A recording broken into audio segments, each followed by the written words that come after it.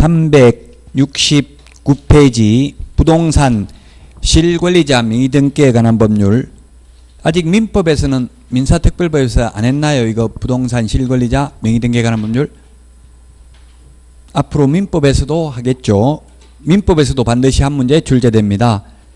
한마디로 말하면 남의 이름으로 등기하면 안 되고 진정한 소유자 이름으로 등기해야 된다는 뜻입니다. 2번에 보면 명의신탁약정의 의의를 보면 명의신탁약정이라 하면 명의신탁이라는 말은 맡기는 걸 말합니다. 369페이지 명의신탁 맡기는 걸 말하죠.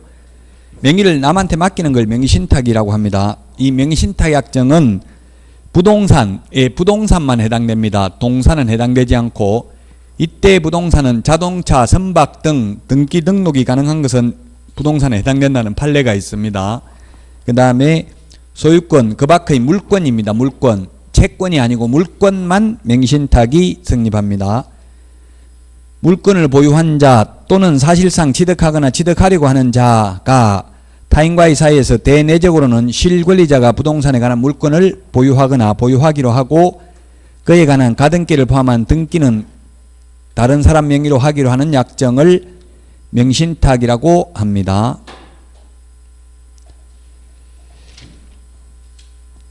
다만 다음의 경우에는 제외한다라고 되어 있는데 370페이지 동그라미 1번 채무의 변제를 담보하기 위해서 채권자가 부동산에 관한 물건을 이전받는 것을 양도담보라고 합니다. 그 다음에 가등기 하는 것을 가등기담보라고 합니다. 그리고 2번 부동산의 위치와 면적을 특정하여 2인 이상이 구분 소유하기로 하는 약정을 하고 그 구분 소유자의 공유로 등기하는 경우 이걸 소위 상호 명의신탁이라고 합니다.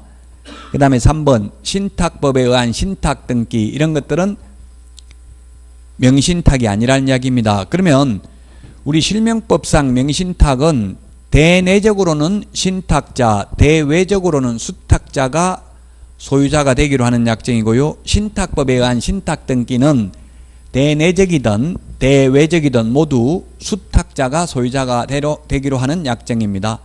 수탁자가 받을 숫자 등기 명인입니다. 신탁자는 맡기는 사람입니다. 그래서 우리 재건축조합이 수탁자잖아요. 그래서 우리 재건축할 때는 수탁자인 재건축조합이 소유자죠. 공사 다 끝낼 때까지. 3번 실권리자 명의등기 의무입니다. 누구든지 남의 이름으로 등기를 하여서는 아니 됩니다. 동그라미 2번에 보면 채무변제를 담보하기 위하여 채권자가 부동산에 관한 물건을 이전받는 경우에 채무자, 채권금액 및 채무변제를 위한 담보라는 뜻이 기재된 서면을 등기신청서와 함께 등기관에게 제출해야 됩니다. 이 허위담보 목록을 제출하면은 명의신탁자와 똑같이 처벌을 하게 됩니다. 명의신탁 유형을 보니까 등기 명의신탁에서 2자 간, 두 사람 간의 명의신탁 371, 3자 간 명의신탁, 3번 소위 계약 명의신탁, 위명 명의신탁이 있습니다.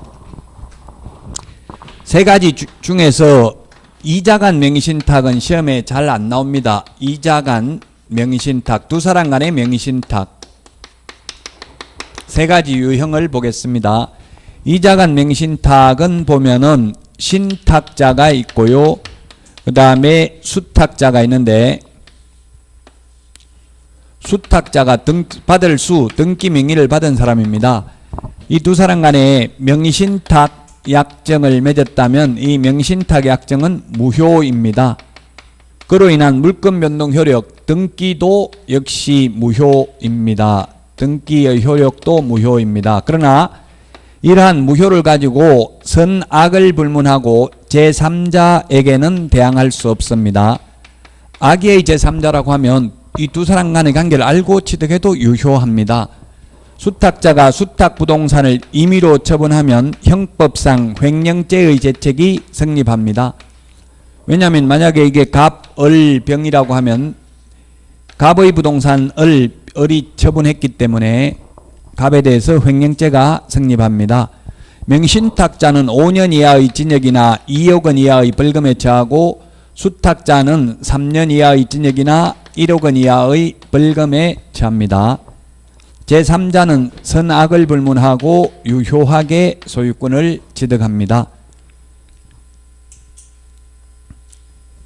이자간 명의신탁은 간단하니까 시험에 잘 안 나오고요. 이제 3자간 명의신탁, 3자간 명의신탁하고 소위 계약 명의신탁 이 두 개가 시험에 민법 시험에 한 문제 잘 출제가 됩니다. 3자간 명의신탁을 보면 매도인이 있고 그 다음에 매수인이 있습니다.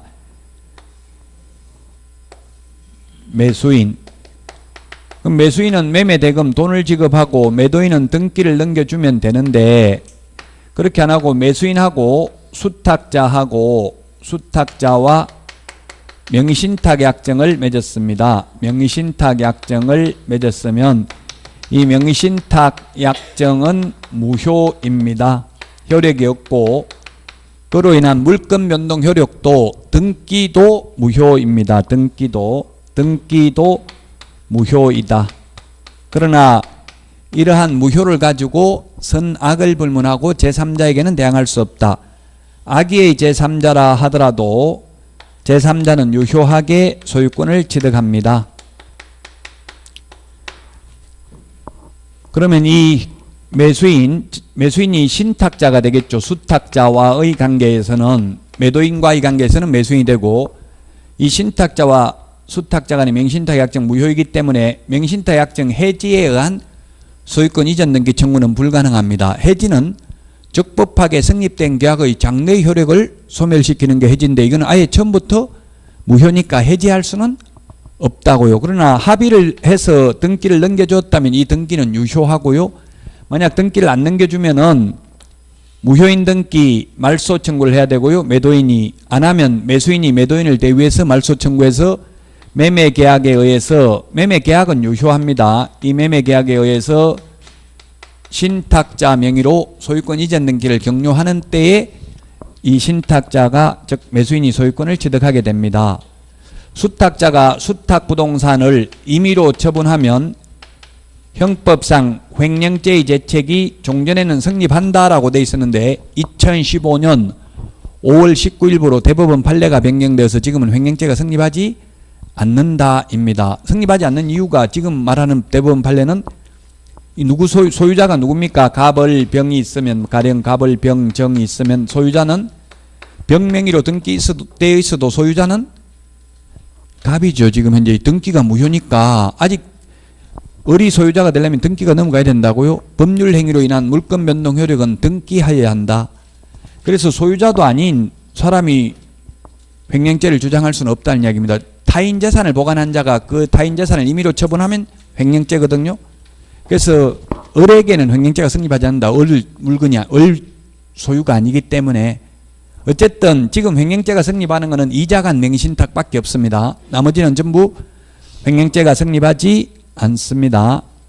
물론 신탁자 5년 이하의 징역이나 2억 원 이하의 벌금, 수탁자는 3년 이하의 징역이나 1억 원 이하의 벌금이 되겠습니다. 그 다음에 이제 마지막으로 계약 명의신탁, 위명 명의신탁.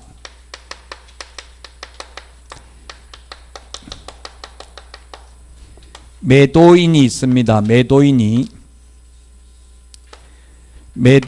있고 그 다음에 매수인이 있습니다. 매수인은 자기 돈 주고 산 게 아니라 전주, 물주, 자금주, 스폰서, 신탁자가 따로 있었습니다.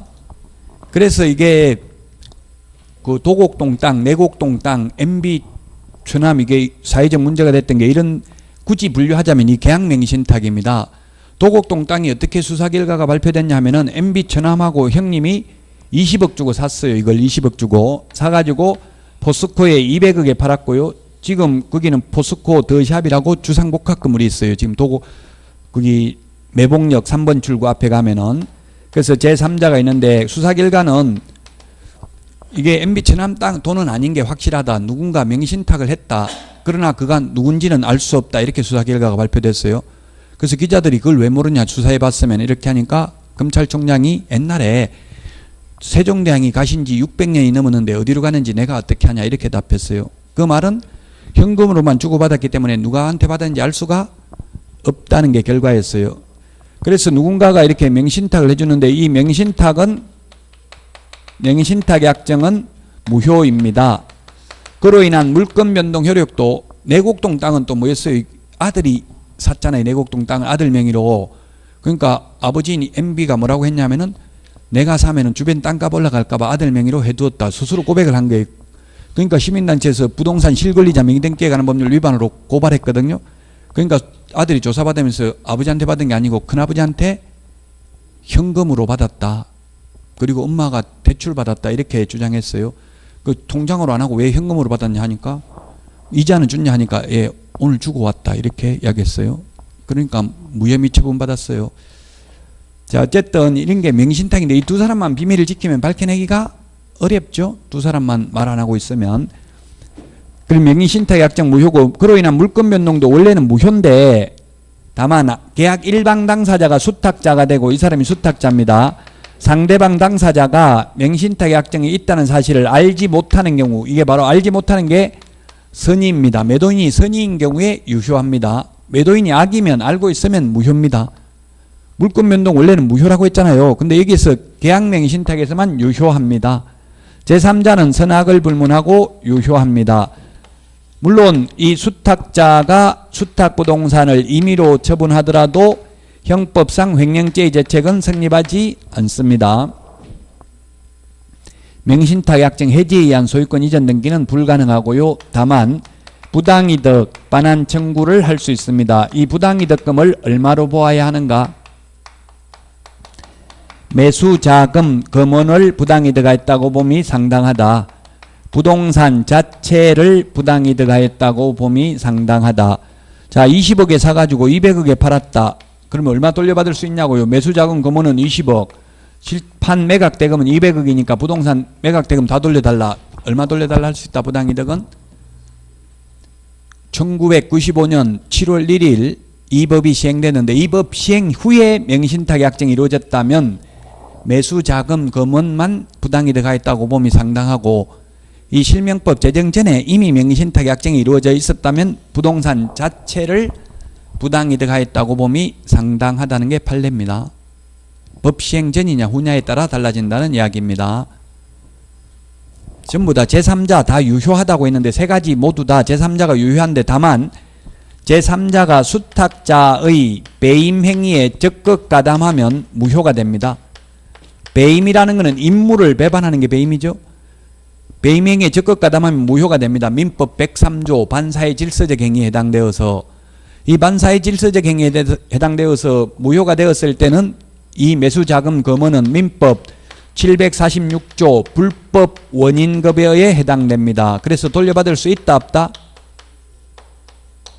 200억 포스코가 샀는데 200억 무효가 됐다면 돌려받을 수 있어요 없어요? 받을 수 있다. 판례가. 민법 746조는 원칙적으로 안 돌려주지만 여기에서는 이것을 돌려주지 않는 것은 너무나 공평의 원칙에 위반된다. 매수인 수탁자만 현저한 이익을 받게 되잖아요. 등기는 등기대로 가져가고 돈은 돈대로 안 돌려주면 너무나 불공평하다. 그러므로 돌려주어야 한다. 판례가. 민법 746조 본문을 적용할 것이 아니고 단서를 적용하거나 단서를 적용할 수 없다 하더라도 이거는 공평의 원칙에 위반되므로 돌려주어야 한다는 게 판례입니다. 372페이지 양가로 2번 종중 배우자 종교단체는 명신탁에는 해당되지만 조세포탈 강제집행의 면탈 법령상 제한의 회피를 목적으로 하지 않는 경우에는 유효하고 처벌하지 않습니다. 명신탁에는 해당됩니다. 양가로 3번 3년 초과 장기 미등기자도 부동산 평가액의 100분의 30범위 내에서 과징금을 부과합니다. 그래서 장기 미등기자도 명신탁자와 똑같이 5년 이하의 징역이나 2억 원 이하의 벌금입니다. 양가로 4번 과징금 이행강제금 벌칙인데요. 과징금은 5년 이하의 징역이나 2억 원 이하의 벌금에 해당되는 명신탁자, 그 다음에 허위담보 목록 제출한 자, 3년 초과 장기 미등기자는 5년 이하의 징역이나 2억 원 이하의 벌금인데 여기에 해당되면 부동산 평가액의 100분의 30에 상당하는 금액의 범위 안에서 과징금을 부과합니다. 373 과징금 부과일로부터 1년 안에 실명 등기를 안 하면 1차 이행강제금 10% 또 1년 지나면 2차 이행강제금 20%를 부과하고 딱 끝입니다. 두 번만 부과합니다. 양가로 3번 벌칙 나와 있죠. 명신탁자는 5년 이하의 징역이나 2억 원 이하의 벌금. 허위담보목록 제출한 자 3년 초과 장기 미등기자 5년 이하의 징역이나 2억 원 이하의 벌금이고요. 그 다음에 명의수탁자는 3년 이하의 징역이나 1억 원 이하의 벌금입니다. 그래서 가령 10억짜리 부동산을 나무 이름으로 명신탁을 하게 되면 벌칙이 돈을 얼마 뺏길 수 있느냐 보면 첫 번째 벌금이 얼마라고 했어요? 최대한 5년 이하의 징역이나 2억 원 이하의 벌금이죠. 2억까지 벌금 받을 수 있고요. 그 다음에 과징금, 명신탁자는 과징금 100분의 30 범위 내에서인데 최대 3억까지 받을 수 있죠. 그 다음에 1차 이행강제금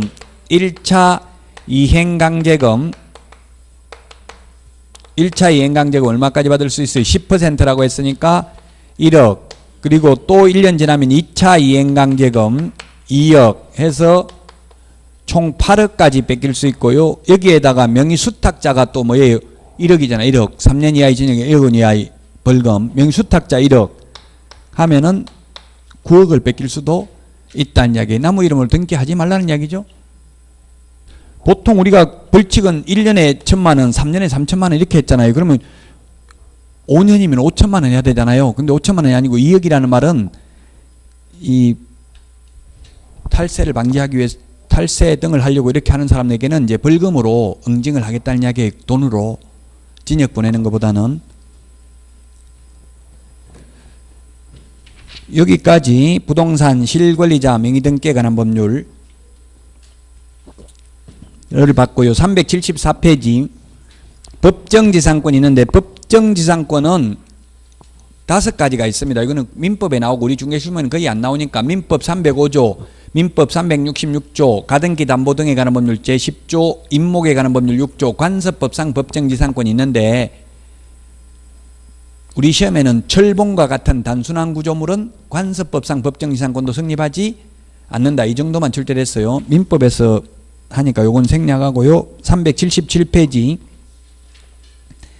장사 등에 관한 법률을 보도록 하겠습니다.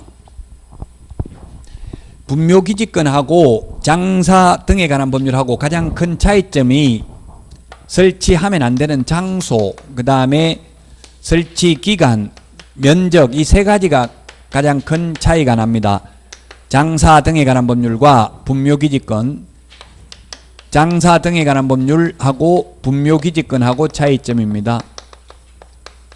분묘기지권은 2001년 1월 12일 이전에 사망하신 분들은 분묘기지권, 즉 매장 및 묘지 등에 관한 법률을 적용하고 2001년 1월 13일 이후에 사망하신 분들은 이제 분묘기지권이 적용이 안 되고 장사 등에 관한 법률을 적용한다 이 말입니다. 장사 등에 관한 법률을 한마디로 말하면 매장을 하여서는 아니 되고 화장하여야 한다 이렇게 한 줄로 줄일 수 있습니다. 쉽게 보면. 그 장소를 보면 분묘기지권은 어디에는 설치하면 안 된다 이런 말은 없는데 장사 등에 관한 법률은 설치하면 안 되는 장소가 주거지역, 상업지역, 공업지역 안 되죠. 설날 보니까 아침에 TV조선이라는 프로그램 있죠. 거기 보니까 98살 먹는 할아버지가 묘를 사이에 두고 집 지어놓고 거기서 삼시세끼 가서 밥 해다 놓고 아버님 많이 드십시오 이렇게 하더라고요. 엄청나게 불효했나 보더라고. 불효를 평소 그러니까 돌아가시고 나니까 그렇게 하고 계셔요. 그래서 제가 TV조선 시청자 게시판에 불법행위 조장하는 TV조선 자폭하라 이렇게 해가지고 그걸 하나 올리고 나왔어요. 근데 있을 수가 없어요.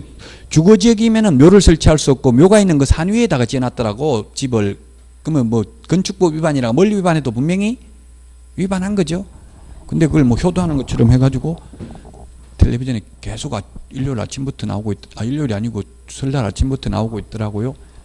자, 어쨌든 그래서 지금 장사 등에 관한 법률은 설치 장소 제한이 있다. 주거지역, 상업지역 이런 거 안 돼. 자기 집 앞 마당에는 설치 못 한다고요. 그 다음에 수변구역, 접도구역, 연안구역, 하천구역, 군사기지 및 군사시설 보호구역, 백두대간 보호지역, 침수 붕괴 우려가 있는 지역, 그 다음에 도로 하천으로부터는 300m 이상 떨어져야 되고요. 개인 묘지나 가족 묘지는 200m 이상 떨어져야 되고요. 20호 이상 인가가 밀집한 지역으로부터는 500m 이상 떨어져야 되고 개인 가족 묘지는 300m 이상 떨어져야 됩니다. 이거 다 빼고 나면 설치할 때 한 군데도 없다고요. 결국 화장하라는 말이에요. 한마디로 말하면. 그 화장하라고 하면 반발할까봐 2001년도만 해도 이거 매장 문화가 훨씬 더 많았습니다. 우리나라가 화장 문화로 획기적으로 전환된 게 노무현 전 대통령 수원의 연화장에서 화장하고 나서부터입니다. 저도 어머니가 그때 살아 계셨는데 나는 절대 죽어도 화장하지 마라, 2번 죽이지 말라 이렇게 유언을 하시더라고요. 그러더만은 노무현 전 대통령 연화장에 그 화장하는 거 보고 나도 화장해야 되겠다, 유언 바꾸겠다 이렇게 하더라고요. 근데 결국은 뭐 유언을 지켜드리지는 못했어요. 형님이 반대해가지고 제가 화장하려니까 형님이 안 된다 이러더라고요. 그래서 시키는 대로 했어요. 어쨌든 이 설치 장소, 장사 등에 관한 법률은 장소 제약이 있다. 분묘기지권은 장소 제약이 없다. 분묘기지권은 설치기간 영구무한이잖아요. 영구무한이 존속되는데 장사 등에 관한 법률은 30년간 설치할 수 있고 30년 한 번 연장해서 60년밖에 안 됩니다. 제장. 60년 지나고 나면 1년 이내에 매장된 유고를 화장하거나 또는 봉안해야 됩니다. 안 하면 이행강제금 1년에 500만 원씩 2회 범위 내에서 계속 반복 부가징수할 수 있습니다.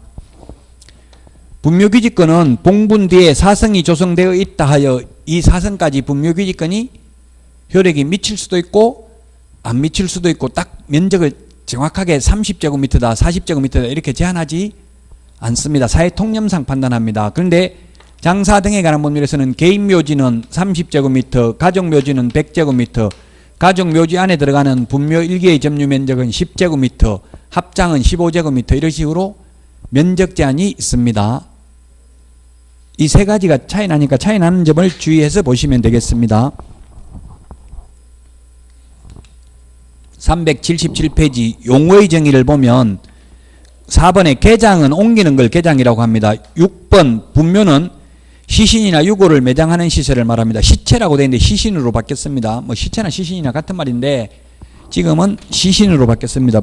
법조문이 시신을 매장하는 시설을 분묘를 하고 묘지는 분묘를 설치하는 구역을 묘지라고 합니다. 자연장은 3번에 보면 뭐예요? 화장한 유골의 골분, 골분은 뼈의 가루죠. 화초, 잔디 등의 밑에 묻어서 장사하는 것, 30cm 이상 파고 생화학적으로 분해가 가능한 용기에 나무 같은 상자에다 넣어서 묻어서 장사하는 것을 자연장이라고 합니다.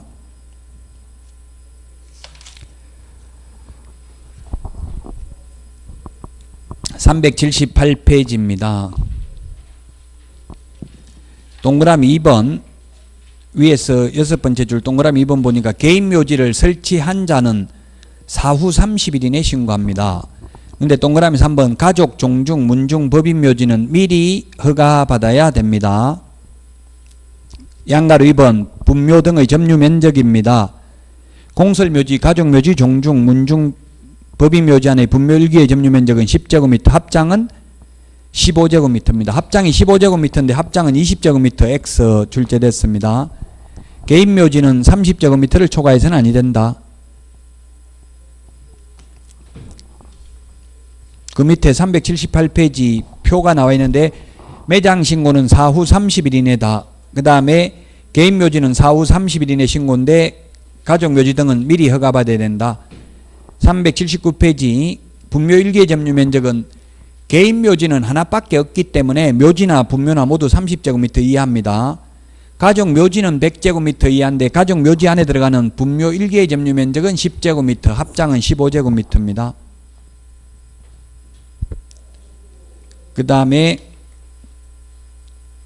묘지 설치 제한 3번에 조금 전에 아까 이야기했죠. 국토의 계획 및 이용에 관한 법률에서 주거, 상업, 공업지역은 안 되고 녹지지역은 되는 것도 있고 안 되는 것도 있고 시험에는 아직 나온 적이 없습니다. 그래서 간략하게 넘어갑니다. 양가로 2번은 상수원 보호구역 안 된다고 했고요. 양가로 3번 문화재 보호구역 안 되고 양가로 4번에 한강수계 상수원 수질 개선 및 주민지원 등에 관한 법률에 의한 수변구역 안 되고요.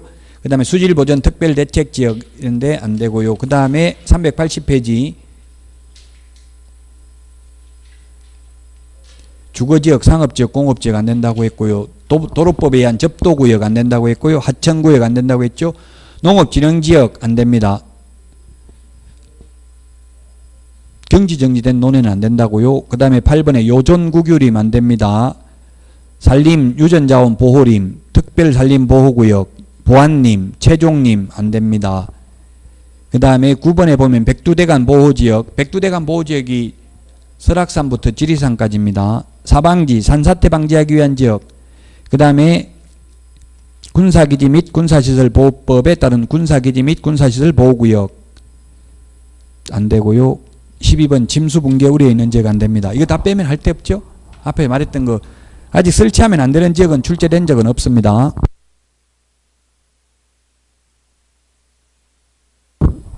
4번 분묘의 설치 기간은 앞에서 말했죠. 30년 한 번 연장할 수 있습니다.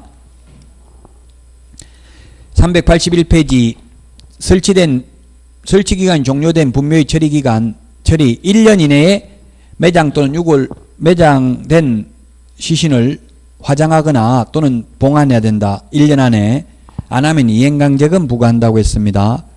그 다음에 5번 무용고 시신의 처리 등입니다. 시험에 이거는 출제된 적은 없습니다. 양가로 이번에 동그라미 1번 보면 시장 등은 관할구역 안에 있는 시신으로 연고자가 없거나 연고자를 알 수 없는 시신에 대해서는 일정 기간 매장하거나 화장하여 봉안할 수 있다. 6번 묘지의 사전매매 등의 금지, 명당자리 미리 사놓을 수 없다. 이것도 시험에 나온 적 없습니다. 382페이지 매장, 화장, 개장 신고입니다. 매장은 사후 30일 이내 신고고요. 2번 화장, 3번 개장은 미리 신고입니다. 개장은 옮기는 걸 말합니다. 그 다음에 8번 자연장지 조성 등입니다. 동그라미 2번 개인 자연장지는 사후 30일 이내 신고입니다. 3번 가족 자연장지, 종중, 문중 자연장지는 미리 신고입니다. 4번 법인 자연장지는 미리 허가받아야 됩니다. 장사 등에 관한 법률과 분묘기지권 차이 나는 거 이 세 가지를 좀 중점적으로 보시면 돼요. 장사 등에 관한 법률은 설치 안 하면 안 되는 장소가 있다. 설치 기간도 차이가 있다. 그 다음에 설치 면적 차이가 있다. 세 가지 차이 나는 점을 중점적으로 보시면 되겠다. 다음은 383 경공매입니다. 384 경매인데 경매는 다수의 매수 희망자에게 매수 청약을 하게 하고 그 중에서 가장 높은 가격으로 매수 청약을 한 자에게 매도 승낙을 함으로써 이루어지는 매매계약의 형식을 경매라고 합니다. 경매가 민사집행법이 330개 조문입니다. 우리 공인중개사법 51개 조문입니다. 우리 공인중개사법보다 공부할 분량이 10배 많습니다. 그런데 시험에는 한 문제밖에 안 나옵니다. 그래서 시간 1시간 배정하는 거 지금 제가 이렇게 강의하고 있는 거 뒤에까지 강의 안 하는 분들도 많아요. 그래서 저는 시간 안배를 딱 8주면 8주, 7주면 7주 안배해가지고 무조건 처음이든 끝이든 진도 똑같이 알든 모르든 일단 진도는 다 나갑니다. 몰라도 반복하는 게 나으니까 계속 앞에만 보고 있는 것보다. 그래서 어느 누구 대한민국에 어느 누구한테 들었다 하더라도 이 경매를 자세하게 들어서 이해된다 이런 거는 없어요. 시험 끝나면 경매만 제가 2달 동안 강의도 해봤어요. 경매만 가지고 그래도 시간이 모자란데 이걸 1시간 만에 다 할 수가 없고 기출문제 위주로 볼 수밖에 없다고요.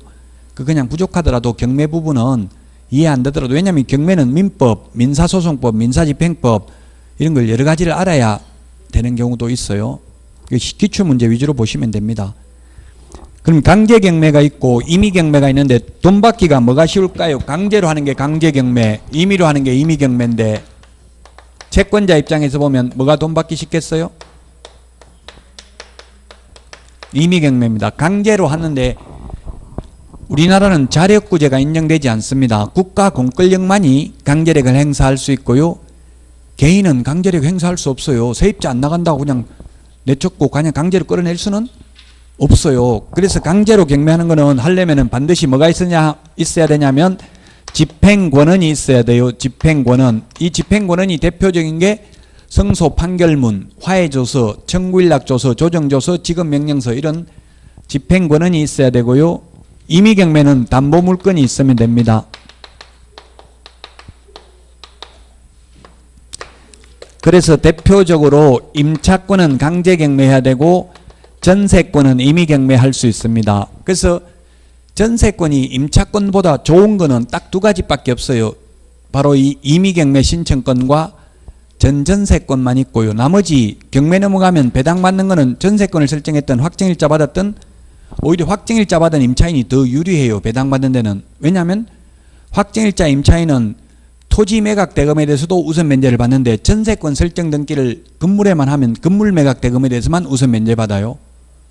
외려 우선 면제 받는 데는 확정일자 받은 임차인이 유리하고요. 전세권이 유리한 거는 전전세권, 임의경매 신청권이 있다는 점이 유리하다고요. 임차권은 아무리 확정일자 받았다 하더라도 주인이 돈 안 내주면 그냥 곧바로 경매 넘길 수는 없고요. 임의경매는 안 되고 임차보증금 반환 청구 소송을 제기해서 승소 판결문을 받아서 그 집행권한에 의해서 강제경매를 신청할 수 있을 뿐이라고요. 그 집행권한 받는 사이에 재산 다 빼돌려버리면 별로 의미가 없죠. 그래서 강제경매를 신청하기 전에는 먼저 가압류를 해놓고 재산 못 빼돌리게 경매 신청을 해야 되겠죠. 소송을 해야 되겠죠. 임의경매, 강제경매에 대해서 봤습니다. 그 다음에 경매 종결 시 물적부담 삭제되는 권리와 386페이지 인수되는 권리가 있습니다. 암기 프린터 30번에 있습니다. 암기 프린터에 있다는 것은 중요하다는 이야기죠. 소재되는 권리, 인수되는 권리.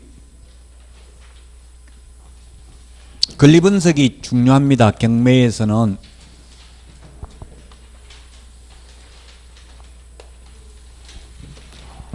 소재주의 또는 삭제주의 또는 말소주의 똑같은 말입니다. 삭제되는 게 있고 인수되는 게 있다. 무조건 소재되는 거, 말소되는 게 5가지가 있습니다. 이 5가지는 암기를 해야 되겠죠. 근저당, 저당권, 담보가등기,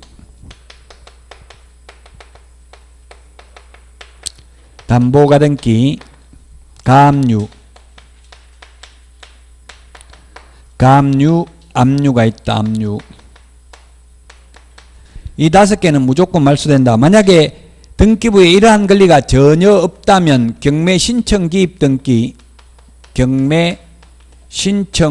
등기가 말소 기준 권리가 됩니다. 이게 무조건 말소되는데 말소되는 것 중에서 가장 앞서 있는 거 1등을 말소 기준 권리라고 부릅니다. 말소 기준 권리. 그래서 말소 기준 권리는 근저당이 될 수도 있고 저당권이 최고 먼저 있으면 저당권이 될 수도 있겠죠. 이 5개가 전혀 없으면 경매 신청 기입 등기가 말소 기준 권리입니다. 따라서 말소 기준 권리보다 앞서 있는 전세권이나 임차권은 인수됩니다. 근데 말소 기준 권리보다 뒤에 있는 임차권은 아까 우리 주택임대차보호법에서 대항력이라는 걸 갖춰도 경매에 있어서는 선순위 담보물권자에게는 대항할 수 없습니다. 방 빼줘야 됩니다. 후순위 임차권은. 전입신고하고 이사하고 있어도 경매에서는 선순위 담보물권자에게는 대항할 수 없다고요. 순위에 따른 배당은 받지만 이거는 방은 빼줘야 된다고, 방 비워줘야 된다고요. 그러나 최선순위 임차권은 방 안 비워주고 2년 계약했으면 2년 동안 경매로 낙찰돼도 계속 살 수 있죠. 그래서 무조건 말소되는 게 뭐가 있느냐면 무조건 말소되는 게 유치권, 분묘기지권,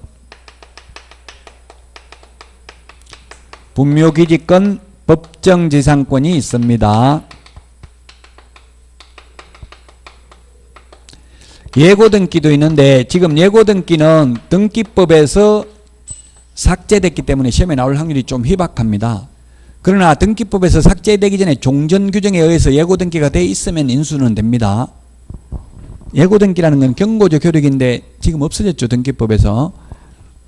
그래서 이게 무조건 인수되는 권리, 무조건 말소되는 권리 6개 뺀 나머지 권리, 전세권, 지상권, 지역권, 그 다음에 임차권, 환매등기, 가처분 등기, 소유권 이전 청구권, 보전가등기 이런 거는 전부 다 이 말소 기준권리보다 선순위면 인수되고 말소 기준권리보다 후순위면 말소된다.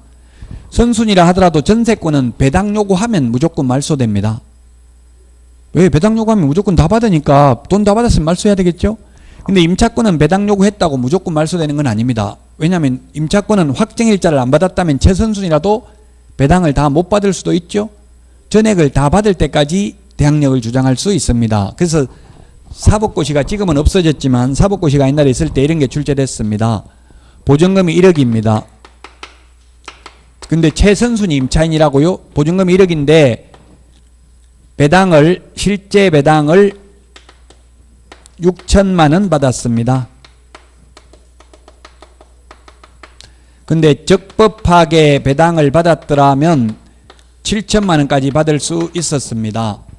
근데 집행관이 배당표를 잘못 작성해 가지고 6천만 원만 배당을 받았다고요? 이 경우에 얼마 더 받을 때까지 대항력 주장할 수 있냐? 이게 사법고시에 나왔어요. 4천만 원, 3천만 원. 답은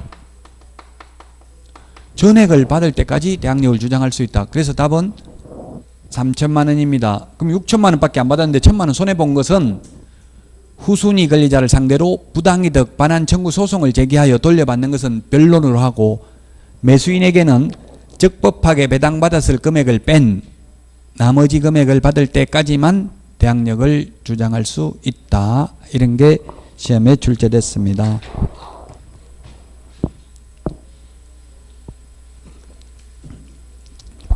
(387페이지) 경매 절차를 보겠습니다. 여러분들이 시간이 되면 그 대법원 사이트에 들어가면 대법원 경매 사이트 대법원이라고 치면 인터넷에 나오죠. 그러면 각 58개 지방법원별로 그 경매하는 날짜가 다 나와 있어요. 서울중앙지방법원 같은 데는 거의 매일 합니다. 근데 지역별로 다르니까 거기 보시고 한번 아침 10시부터 보통 오전에 하죠. 10시부터 12시까지 그냥 한 2시간만 앉아 있어 보세요. 그 경매 법정에 가서 눈을 한번 보면 이게 이해가 훨씬 잘 돼요. 설명하는 게. 아직 시간 많이 남았으니까요. 오후에 수업 듣고 오전에 한번 갔다 오세요. 한 문제 맞춥니다. 갔다 오면.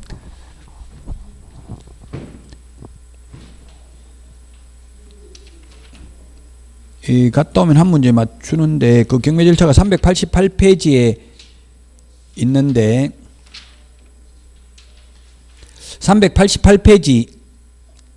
388페이지에 보면 있죠. 이 표 절차. 이 절차도 양가로 4번에 경매 절차가 있습니다. 양가로 4번에 이게 시험에 9회 때 한번 출제됐습니다. 자, 그럼 큰 절차를 보면 먼저 그 박스 보겠습니다. 388페이지 양가로 4번 경매 절차를 보면 채권자가 경매 신청을 합니다. 돈 받을 사람이. 그러면 경매 비용을 미리 송달료 같은 걸 예납해야 됩니다. 그리고 부동산 소재지 지방법원에 경매 신청을 하고요. 그러면 법원에서 경매 준비를 해가지고 목적 부동산을 압류하고 경매 개시 결정을 하고 채무자에게 송달하고 채권자에게 고지합니다.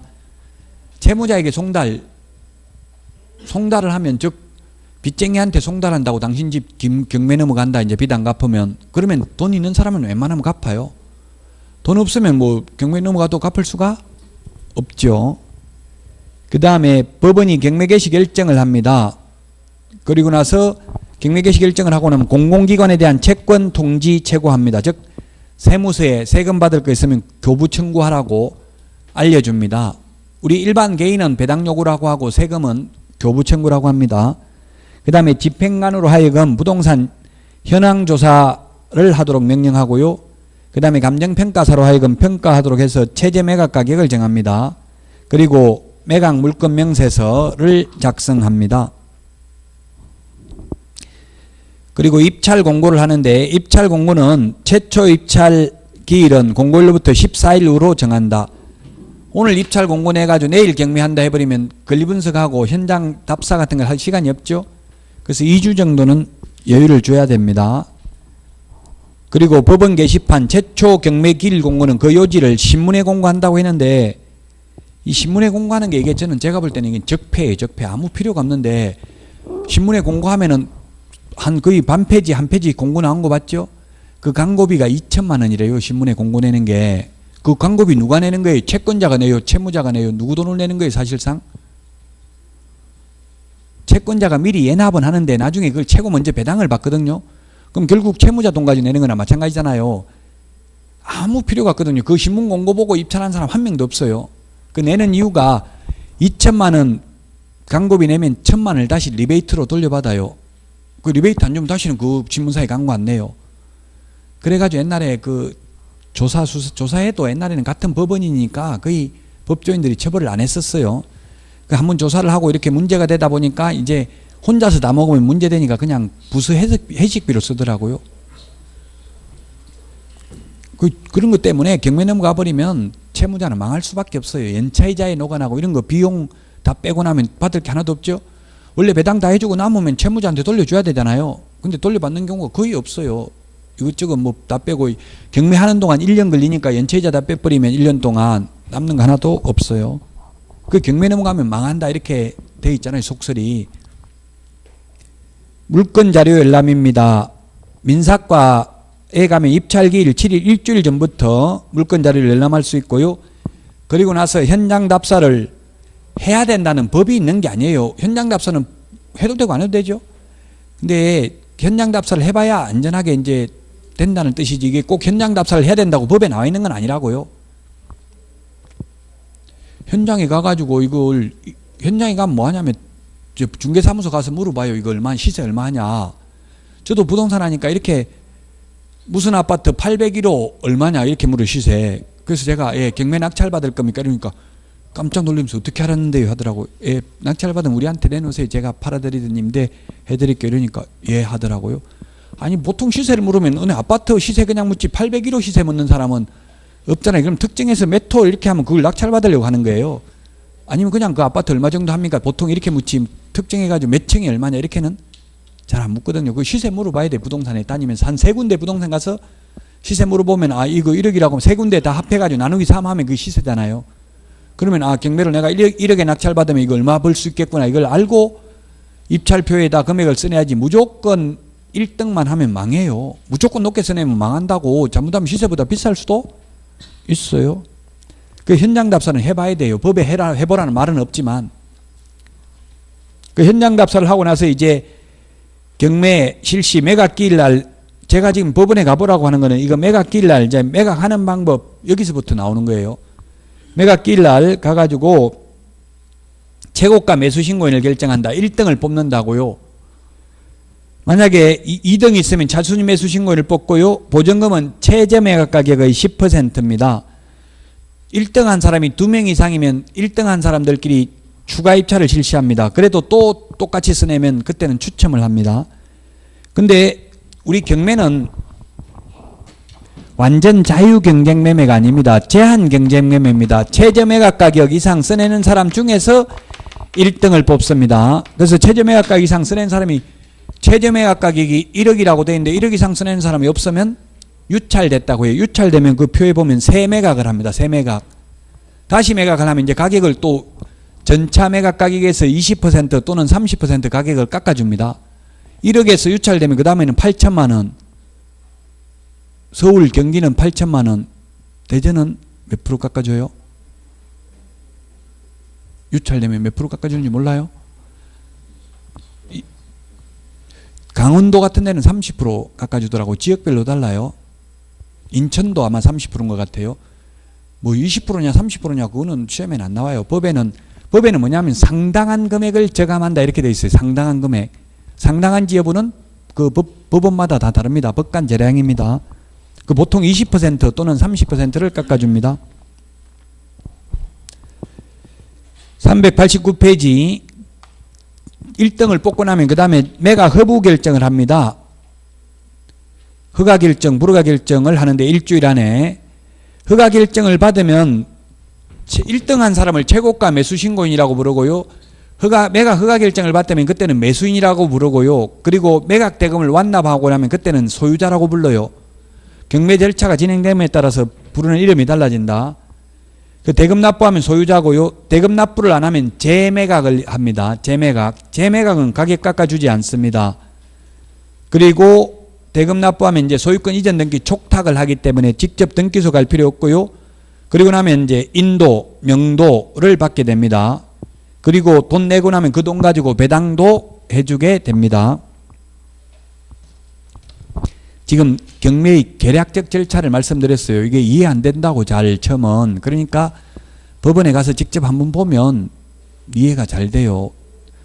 그러면 잠깐 제가 법원에 가면 어떻게, 법원에 가보면 아침에 10시에 딱 들어가면은 집행관이 마이크 잡고 이야기하고 있어요. 주의사항. 한 15분 정도 이야기하더라고요. 그러면 사람들 많이 와 있어요? 안 와 있어요? 10시에 시작하면은? 입찰을 할 사람은 한 명도 없고요. 교육생들만 와 있어요. 교육받은 사람들. 궁금하니까 이제 앞에 와서 구경하러 온 사람, 진짜 입찰하러 오는 게 아니고 제가 가보라고 했으니까 가보라고 해서 간 사람, 이런 분들만 10시 되고 맨 앞에 와서 앉아 있어요. 왜냐하면 입찰 개시 선언을 하고 1시간이 지나기 전에는 입찰을 마감하지 못한다, 이런 법이 있어요. 왜냐하면 딱 10시 돼가지고 지금 집행관이 지금부터 입찰 실시합니다. 자, 아무도 없습니까? 넘어갑니다. 이렇게 해버리면 이거 공정한 입찰이 안 될 수도 있잖아요. 자기가 원하는 사람 딱 한 명만 해버리고 나면 이제 끝하고 이래버리면 다시 개찰해버리면 안 되잖아요. 그래서 1시간을 줘야 돼요. 그래서 10시면 11시에 개찰하면 되는데 딱 11시 하면 또 논란 따지는 사람이 있을 수 있으니까 11시 10분에 개찰을 해요. 개찰한다는 말은 봉투를 뜯어가지고 누가 최고 높게 써냈는지 본다, 이 말이에요. 그럼 10시에 와가지고 입찰표 적고 입찰 보증금 봉투에 돈 최저매각 가격 10% 넣고, 그리고 노란 대봉투에 넣어가지고 다시 반 접어가지고 이제 집행관 앞에 보면 투표함처럼 투명하게 된 함이 있어요. 거기다 집어넣는다고요. 그러면 11시 10분에 뜯어가지고 누가 높게 쓰는지 불러요. 서울중앙지방법원에 압구정동 현대아파트 이런 게 경매 나오면 한 뭐 50명씩 이렇게 입찰에 참여를 해요. 그러면 그거 집행관이 그거부터 먼저 개찰하더라고요. 왜? 그 서울중앙지방법원이 한 400석 정도, 300석에서 400석 정도 좌석이 되는데 700~800명이 와 있어요. 그 막 서가지고 있어요. 사람들 입찰하는 거 보려고. 50명 입찰하는 거 그거 하나 개찰하고 나면 50명 빠져나가 버리죠. 그럼 금방 사람들 몇 건만, 많은 것부터, 입찰 많은 것부터 하더라고요. 그러면 사람이 금방 빠져나가잖아요. 좀 몇 건만 하고 나면 앉을 자리가 있고 이렇게 되겠죠. 그렇게 해가지고 그 50명 다 부르고 있으면은 시간 오전 안에 못 끝내요. 그래서 그러더라고. 집행관이 자 10억 불러요. 한 명 불러 10억 써냈습니다. 요거보다 낮게 써낸 사람은 어차피 떨어졌으니까 부를 필요 없습니다. 안 부르겠습니다. 혹시 10억보다 높게 써냈는데 안 불렀으면 말하세요. 이렇게 한다고요. 이의제기하세요 한다고요. 그 밑에 써낸 사람 다, 또 더 높게 써낸 사람 한 명 나오면 또 부르고, 그러고 또 나서 계속 이제 밑에 써낸 사람 안 부른다고요. 그러면 50명 다 안 불러도 되겠죠. 몇 명만 부르면 다 끝난다고요. 그런 식으로 진행을 하더라고요. 가봐야 알아요. 이런 거는 직접. 그래서 이제 1등을 뽑는데 어떤 분 보니까 여자분 남자분 똑같이 2억 이렇게 써내가 둘이 다 1등 같이 했어요. 그럼 추가 입찰을 해요. 추가 입찰을 하니까 여자 남자 누가 이기겠어요? 추가 입찰을 해가지고 여자가 이겼어요. 여자는 2억 500 써냈더라고. 남자는 2억 300 써냈더라고요. 그 여자분한테 왜 이렇게 많이 써냈냐 하니까 남자 놈한테는 이기고 싶어서 그랬다 이러더라고요. 무조건 이기면 이게 망할 수가 있어요. 무조건 1등하면 좋은 게 아니에요. 그리고 경매에는 시험에는 안 나옵니다만 2억 이렇게 써내면 안 돼요. 뒤에 숫자를 무겁게 써내라, 이런 격언이 있어요. 2억은 2만 있고 뒤에 숫자가 다 000이잖아요. 뒤에를 9로 써내야 된다고. 뒤에 9. 9원 써내기 좀 미안하면 9만 원만 써내서도 2억 900원, 9천원, 9만 원 써냈으면 1등 한 거잖아요. 뒤에를 000으로 하지 말라고, 현업에 가서는. 이런 거는 이제 재테크 강의할 때 해주는 거예요. 시험에는 안 나와요. 이런 거. 뒤에 숫자를 무겁게 쓰지 말라. 이런 거는 현실적인 이야기고요. 어쨌든 동점자가 나오면 추가 입찰을 해요. 그런데 차순위 매수 신고 2등이 동점 나오면 그때는 바로 처음부터 추첨을 해요. 근데 1등이 2명 나오면 추가 입찰을 한다. 여기까지 하고 이제 좀 더 구체적인 절차는 쉬었다가 보도록 하겠습니다.